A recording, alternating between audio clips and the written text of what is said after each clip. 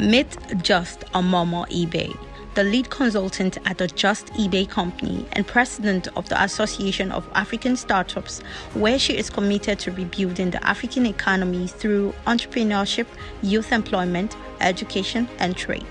As a trained management consultant, she combines her experience as a banker of 8 years working with SMEs to deploy marketing and sales strategies that position African startups to grow businesses that can totally rely on to build the Africa we desire. And in the last 5 years, she has helped over 10,000 startups across the world create consistent revenue in their businesses. Having transitioned herself from a 9-to-5 job in the banking sector to becoming a full-time entrepreneur, Just eBay is specifically graced to help part-time entrepreneurs go through this phase with ease.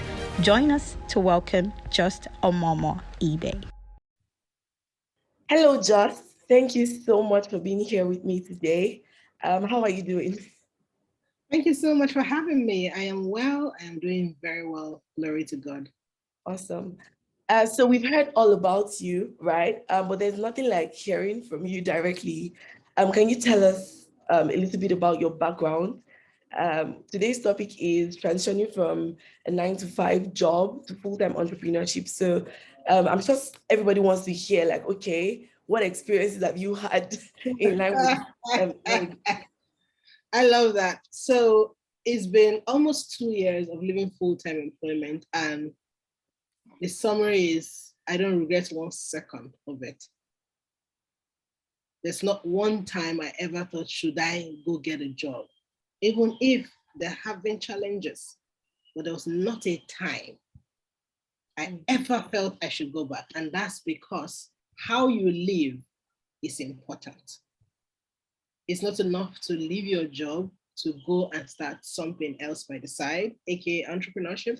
How you live is what determines whether your state of mind is together when you do live, despite the challenges, because there will be challenges. So how you live are the different things we're going to talk about as we go into the meat of today's conversation. That's just been the experience. It's been gratifying, satisfying. I have literally seen what it means to start to build a legacy. And in 2 years, I can see what it's going to be like 5-10 years from now. I can see the number of persons I will have raised. I can see the systems and institutions I will have built. And you can't buy that with money.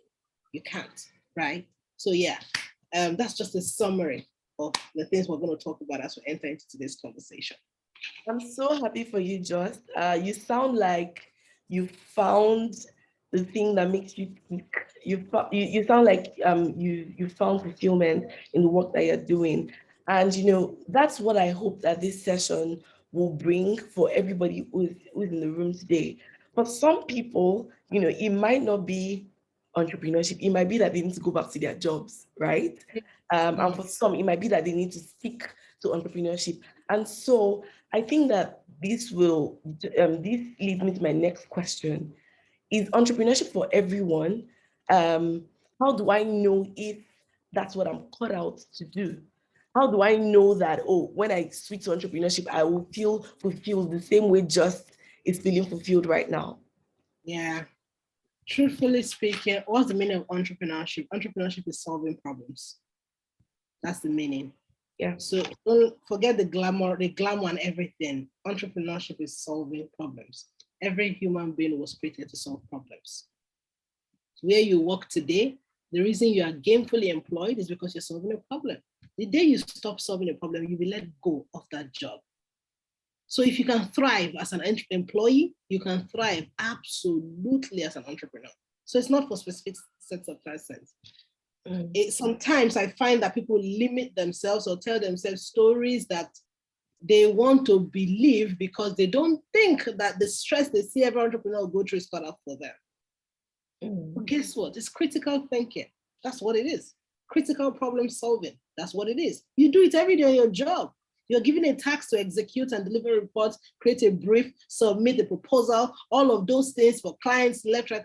It is entrepreneurship, solving problems. The difference in this case as an employee is you're solving problems for an entrepreneur who is paying you the money. On the other hand, you are solving the problem for your customers and you're getting the money directly. So it's actually the same. It's just who you do it for, really. So everybody is a problem solver. Leave the word entrepreneurship. Everybody is a problem solver. Carry that at the top of your mind, and that would help you approach whether it's entrepreneurship, whether it's full-time employee, as a problem solver, and that's your quotient for remaining valuable and relevant anywhere you find yourself.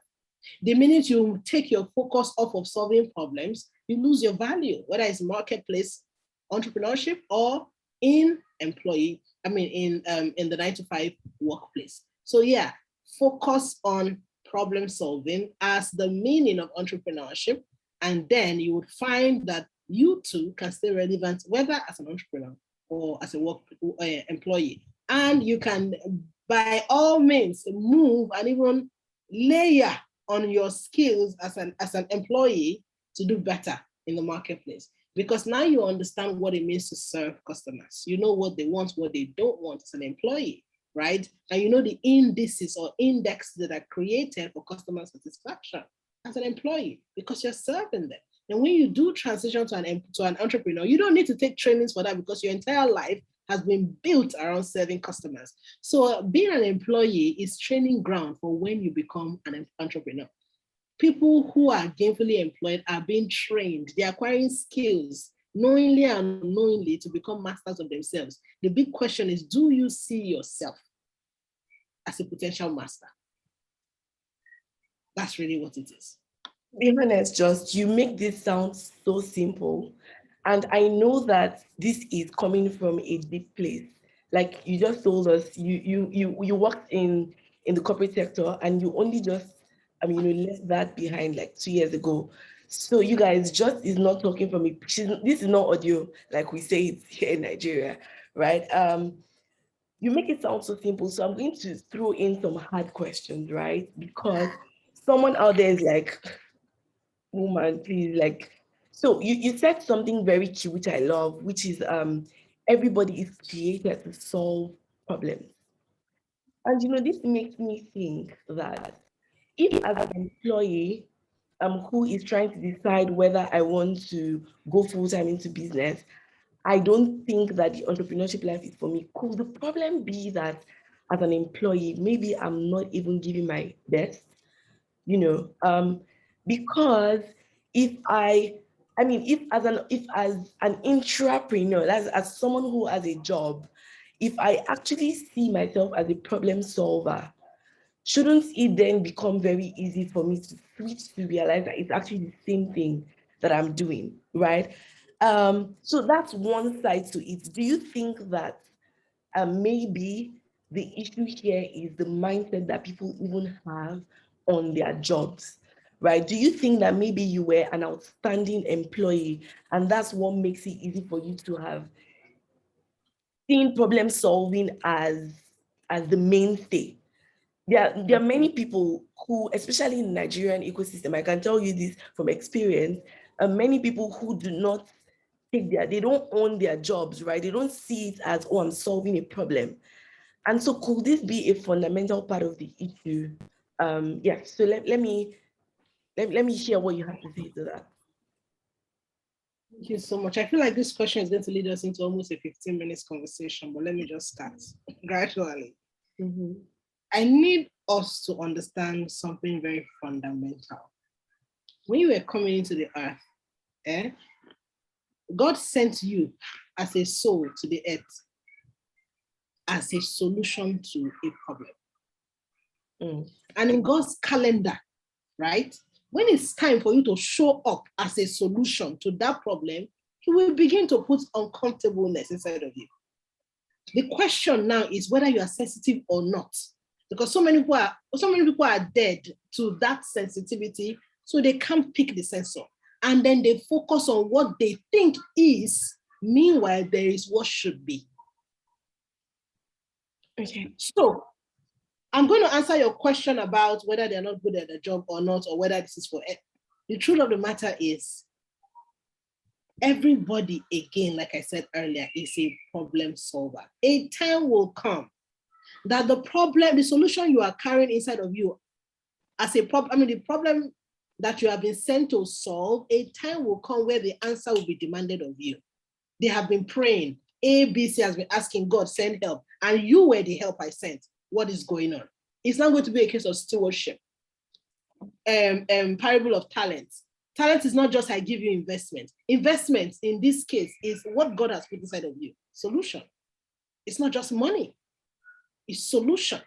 So every time you wake up and you look at a seeming problem in the society and something in you beats as though, oh, this thing is going on again, but there's something I could possibly do about it. And then you shut it down because you're like, I don't have strength for that. I'm comfortable where I am. You are the person God is talking to about the parable of talent. He's going to demand of you, where is that thing I put inside of you? And of course, the answer is you can choose to respond or not. After a while, it will be taken away from you and given to somebody else, because God doesn't entertain waste in any way. So to tie it to the question, right? Everybody, right? And another thing I've also observed is your level of stewardship of what you're given determines when the next is going to be opened onto you. Your level of stewardship of what you're given right now is what determines when the next is going to be opened onto you. Yeah. As much as you are a solution provider, God will put you through stages of internship, training, capacity building before he launches you as a solution.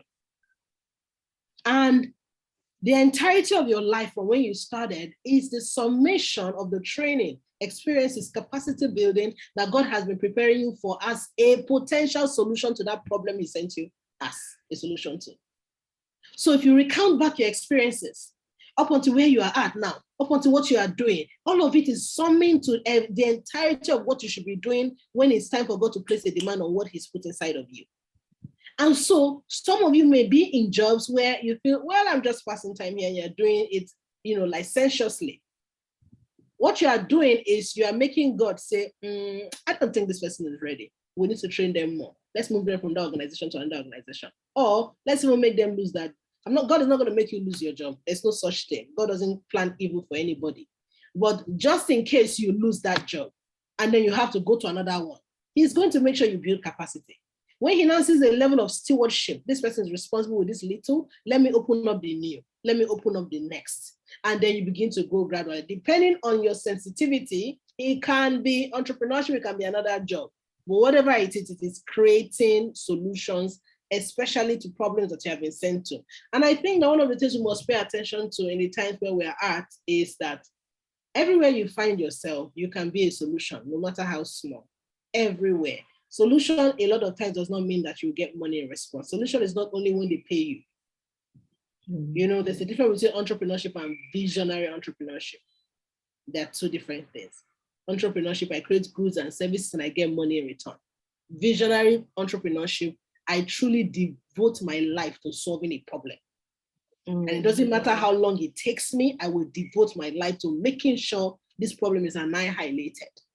That's visionary entrepreneurship.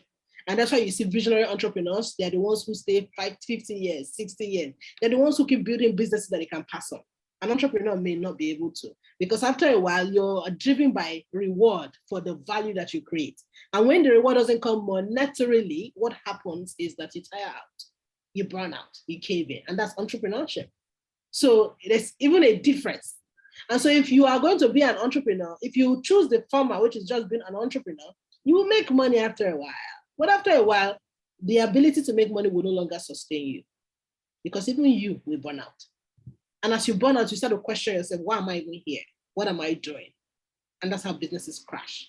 But if you're driven by the vision, the desire to create a change, the desire to solve a problem, desire to make something go away that is not outwardly right in the society, what will happen is, even when the monetary gains are not coming initially, which is the top part in entrepreneurship, you will power through until you get to a place where the world can no longer ignore the fact that this person is creating a solution. And at that point, you have now raised an army of people who believe in what it is you are chasing after, and then it keeps passing on from one place to the other. Before you know it, you're spreading. And that's how concept spreads. That's how visions spread. That's how businesses blow across different places. They are creating armies, aka stakeholders. It's a difference. It's different from creating colleagues, co-workers. And entrepreneurs create colleagues and co-workers. Visionary entrepreneurs create stakeholders, aka armies, right? And if you look at the very big companies, that's their model. A basic Dangote, he creates stakeholders. If you hear Dangote talk about his employees, he says, my employees have houses all over the world. I don't. For his employees to have houses over the world, that's how empowered they are. They are stakeholders, they're not staffs. The core. Do you see? Of course, there will be others who are underneath the cadre, but the core. So a visionary entrepreneur is raising an army, aka stakeholders, and in building any business that is going to build stakeholders, it's not immediate. And that's where we fail in terms of businesses in Africa.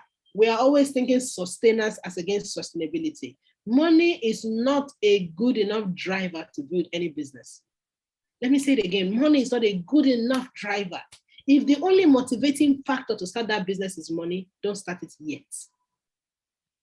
Let me say it again.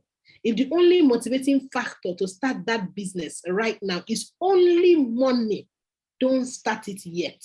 Go back to God. Go back to the drawing board. There's no way God is giving you a vision and all he's showing you in that vision is money. There's no way it is of God. Yeah. Because most times he won't even show you the money first. He will show you the impact, the influence, the lives, the transformation, the societal change, and then the money. So if all you are seeing right now in that projection is money, money, money, money, money, money, money, money, wait. Wow. The reason why I say you should wait is not because money is bad. It's because money as a driver will not sustain you in that business. Because chances are once you step in, you will not make money in the first 1 year. That's a very likelihood. So what then will keep you? So, but the minute that you have been sold by the vision, not just money, even when the money doesn't come, there's still fuel and steam to raise and build people. After a while, everything will begin to align.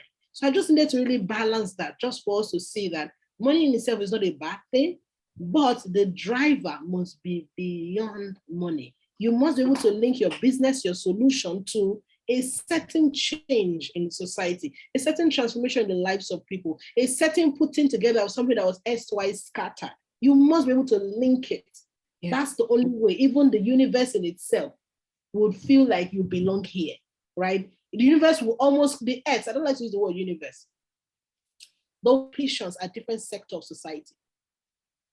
Here and there. And the earth is tired of takers.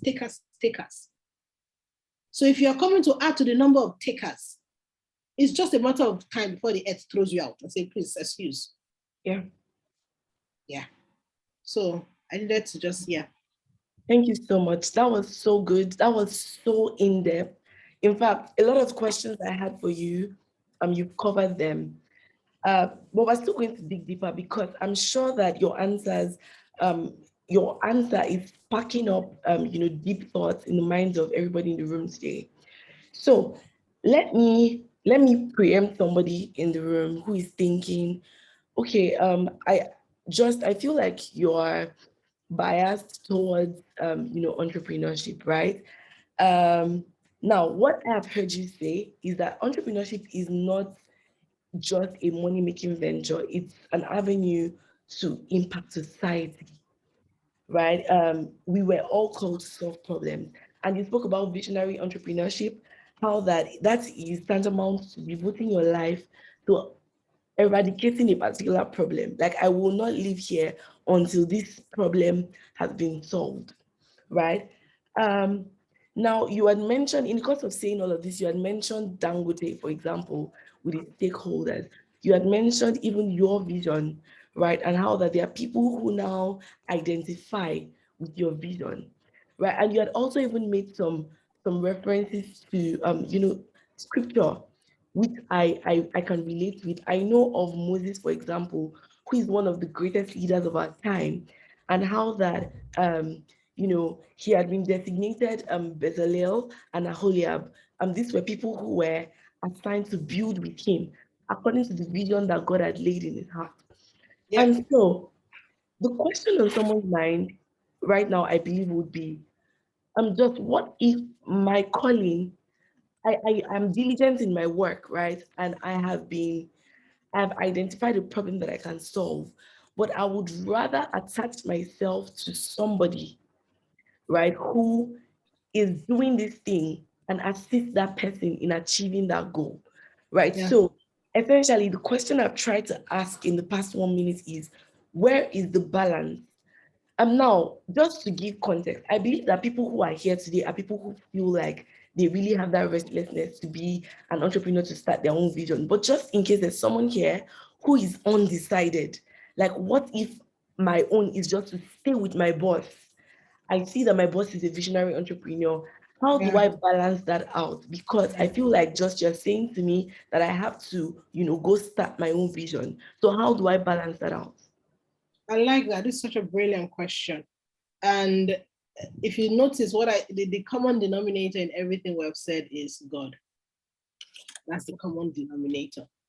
Meaning that whether it's time for you to move or not move, God is the determiner, is the one who decides, is the decider or decision maker, as the case may be. Yeah. So if God decides that you are to stay with somebody, please stay, by all means. There's nothing wrong with that.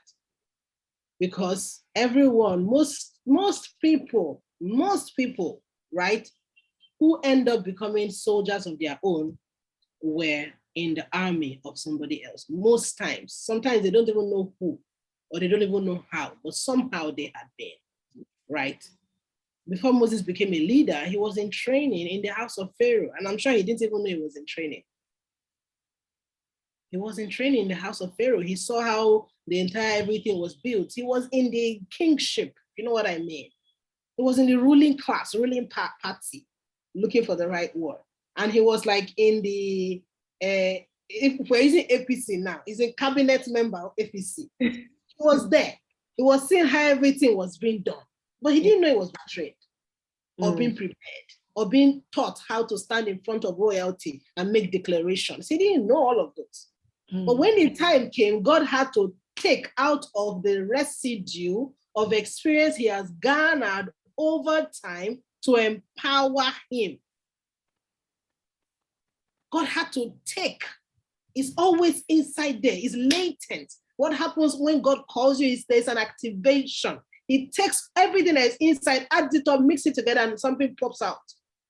Right? So Moses was not an overnight success. He had been trained from babyhood in the Pharaoh's house. And when it was time for him to stand, God layered all of those things, brought it out, and pushed it. Why was it Moses? Why was it not somebody else? Because Moses had background training. Well, that's my thoughts. Right? As much as his background training was still not perfect, God needed to train him. So wherever you are at your phase right now, if God is saying stay with somebody, please stay. While you're staying, however, what you must be asking is, what must I learn? Who must I become? What must I take from here? What competencies must I build? Don't just be there and just be showing up. Be present. Present mind, body, and spirit. Mind, body, and soul. Be present, mind, body, and soul, so that you are getting what needs to be gotten. You are becoming what needs to be, and then you are acquiring capacity that is needed, whether for now or in the future. Because you never can tell where all of those things will be required of you by the assignment, by God, by people, by the society.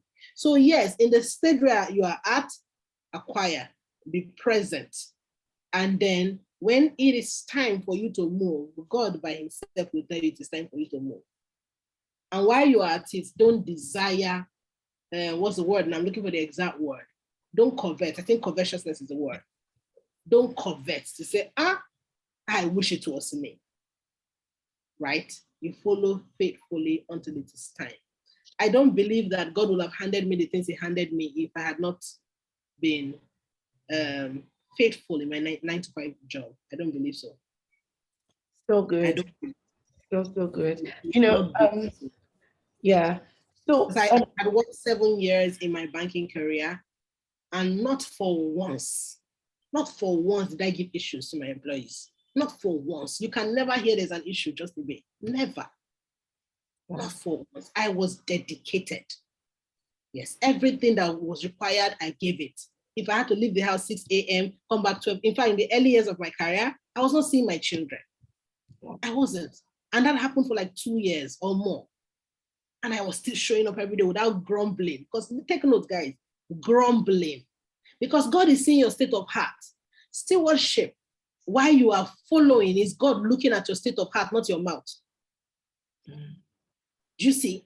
And so in that season where I would leave my house 6 a.m., come back 11 p.m., sometimes 12 midnight, literally in those early days of my banking career, was bad. Never for once did I complain grudgingly.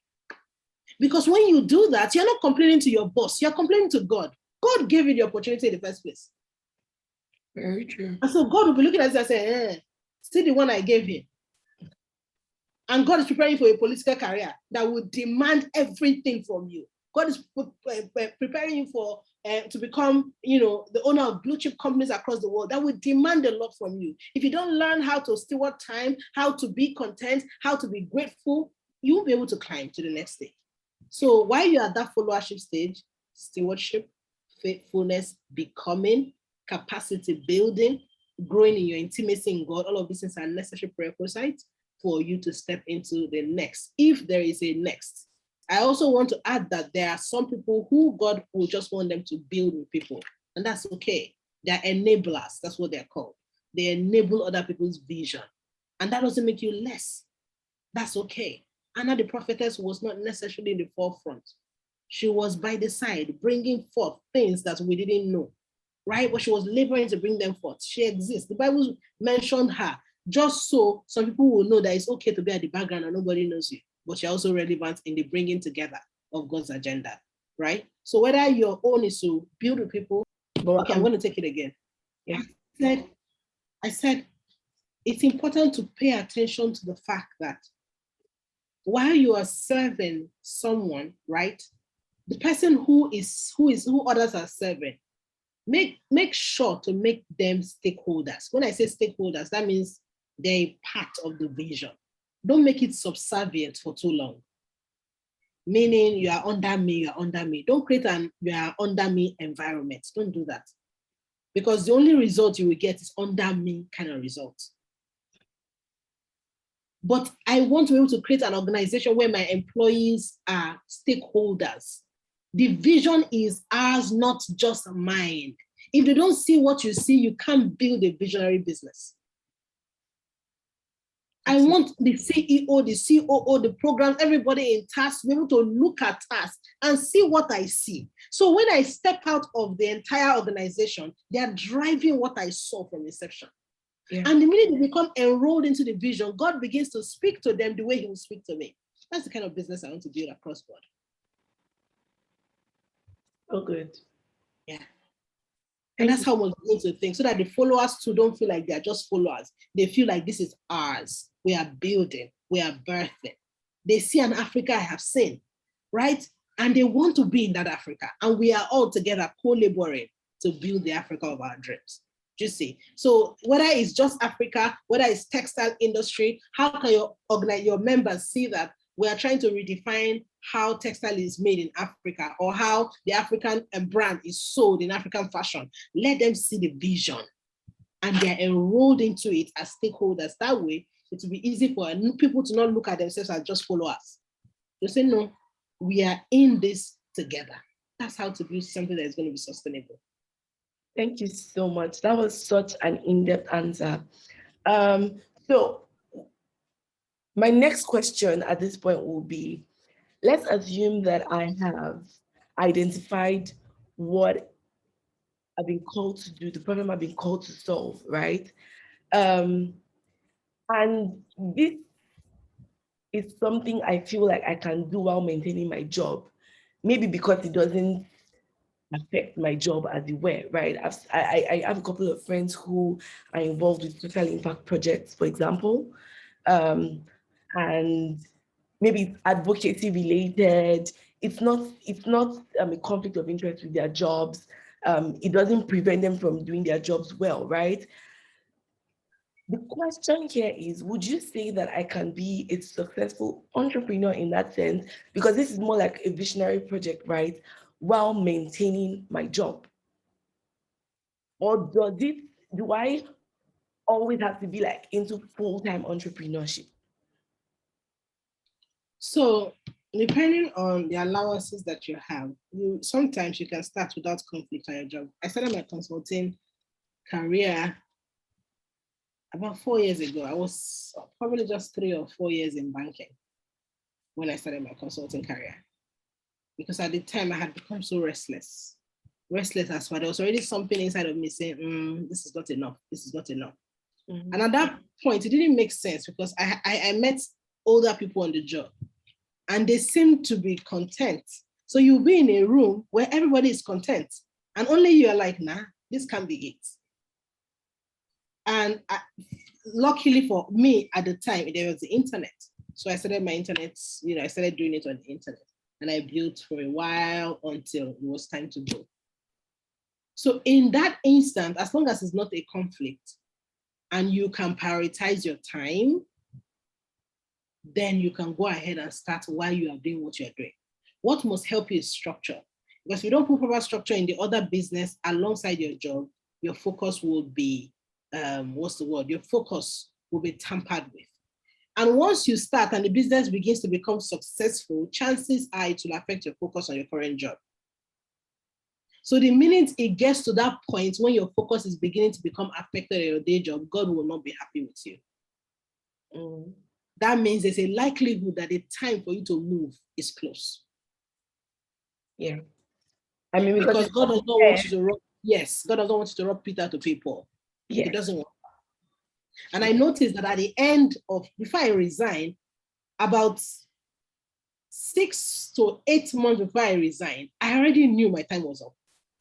Because I noticed that the zeal to come to work had vanished. And I would come to work, I would just be there, but I knew I was not there. My heart had gone. And one day, one of my co-workers, she looks at me and says, "Ma, I feel like you are no longer here." Oh. The day she said it to me, I knew, it really is time. I was just waiting for God to say, "Yeah, move." And the minute God said move, he wasn't going to take an extra day more. We need me to leave that very day. So you can start as long as it does not affect your job. The minute it starts to affect your job, 2 things: either you don't have proper structure or the time for you to exit your job is getting close. Like I said, the common denominator here is God. So at every point, the scripture says when you go to the left and go to the right, you hear a voice that will say, "This is the way, walk in it."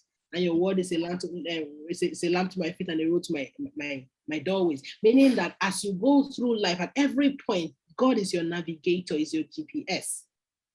And he's going to tell you this, that, don't do this, don't do this. So once you begin to build together like that, which in itself is not a sin as long as there's no conflict, one is time. He by himself will tell you, it's okay, leave this one, follow this one. Or close this one, stay here, depending on what he wants you to do at the time. So it's okay to start concurrently if it's not clashing, but make sure to put structure from beginning. If you don't put structure from beginning to demand your time, to demand everything. I also remember doing a cosmetic business during my job. I've done all kinds of business. I was selling cosmetic products, but I didn't publicize that with my face. So nobody even knew it was me. And every day I would have deliveries. And that gave me a lot of challenges because I didn't have a staff, right? So I had to keep following up on delivery. And have you dropped this? And it was very challenging. And so if you're going to enter all those kind of businesses, make sure you have structure that you can monitor. If not, you can't scale. And looking back in hindsight at that particular cosmetic business, if I had proper structure in place, maybe it would have still been an income channel right now. Because after a while, I had to shut it down. It wasn't sustainable. I couldn't keep chasing after people, right? So yeah, structure is so important. Structure that doesn't necessarily depend on you morning till night, that you can, at the end of the day, look at their reports. But it also means that you have to prayerfully bring the person in. I'm a kingdom person. Now I know that nobody should enter and come into your life as they will and like. Everybody who's going to work with me, God has to tell them, come. If not, you cannot come, right? So if you're a kingdom person, pray the right person into your life so that they can give you rest. And a simple prayer is to just say, Father, give me someone that will give me rest while I do this business and I serve my employer. And God will most likely send you somebody who will give you rest. And I'm beginning to see that now in my different businesses, both for tasks, for just a big company, for the foundation, for different things we're doing. I'm just seeing God divinely send his own people to come. And when they come, it's almost full package. Do you see what I'm saying? As opposed to jumping left, right, and center. So yeah, that's different with those who are kingdom people, and you are building in, in collaboration with God. All right. Thank you so much, Just. So I'm just going to take one question that is coming from Faith. Faith is from Lagos. She runs a palm oil distribution business, and her question is sorry, let me.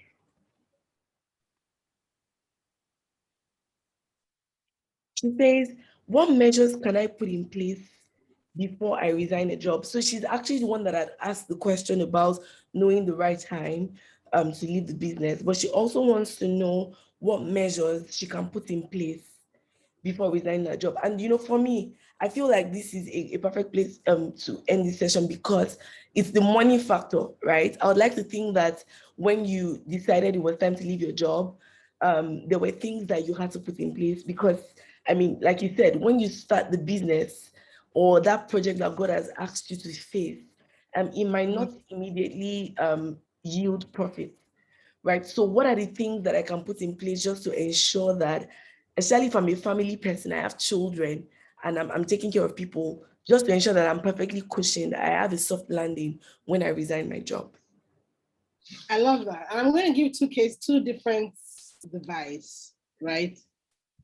Because I'm such a kingdom person, I cannot not tell you this.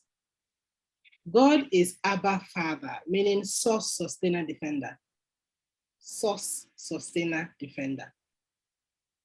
And if you are building in partnership with God, all the world indices may not add up, but it doesn't change the fact that God is Abba, source, sustainer, defender.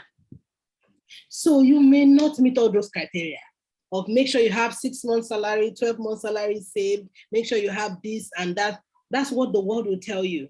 I'm telling you, if that is your only dependence, chances are when God tells you to leave, you won't leave because you don't have those things. And that means you'll be judging God untrue, meaning that you're looking at him and saying, if I don't have these things, God cannot take care of me. What makes you think that you're holding on one day later is what will make you save the amount of money you haven't saved in 5 years? Yeah. Or what makes you think is holding on 6 months later, I want to work for 6 more months and remove at least 50% of my salary? What makes you think the next month you stay, something will not happen? I will demand 100% of your salary to be taken away. God is source, sustainer, defender. And I'd like to, gladly announce to you, I have 3 children. And at the time God asked me to leave, I had just 300,000 naira in my bank account as all this.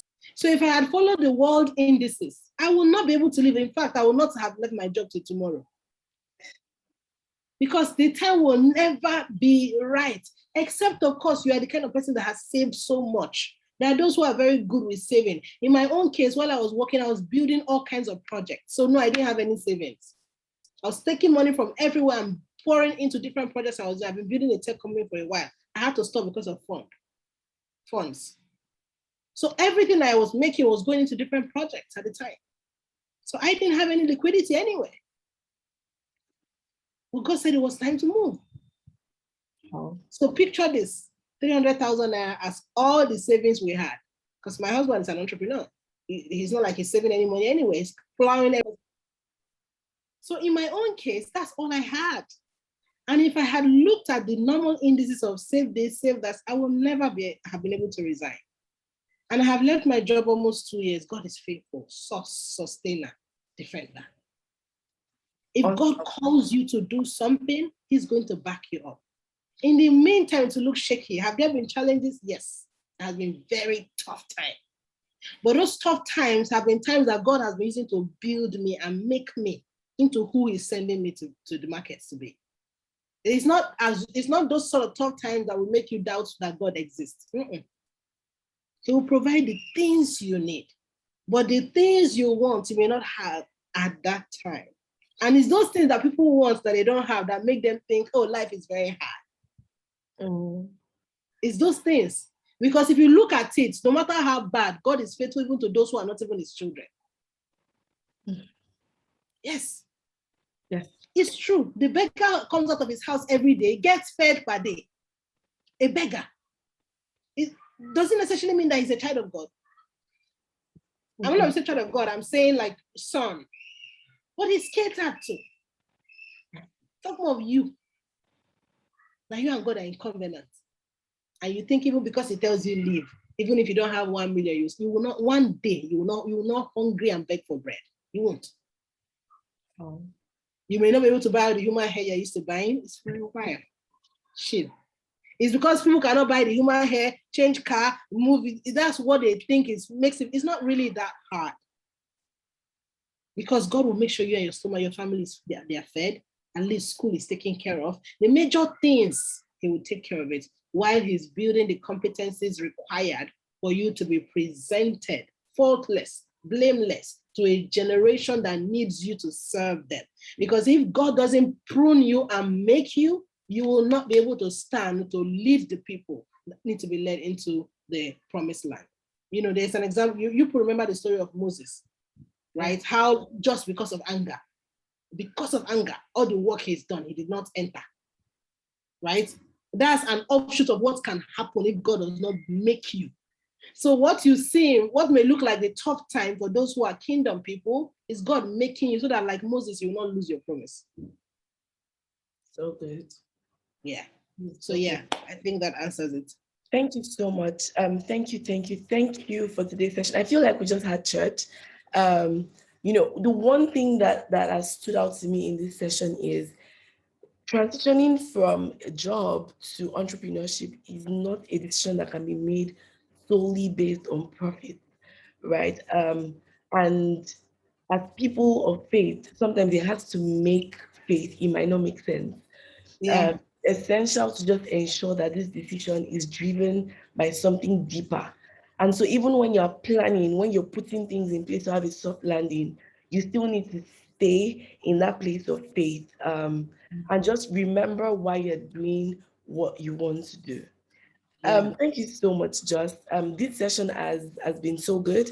And I'm sure that for people who had questions, who had sent in their questions, especially for Faith, I hope that answered your question. So we've come to the end of this session. And please just show Just some love in the comments. Thank you once again, Just. Thank you so much for having me. I appreciate you so very much. Thank you. God bless you. Bye. Bye.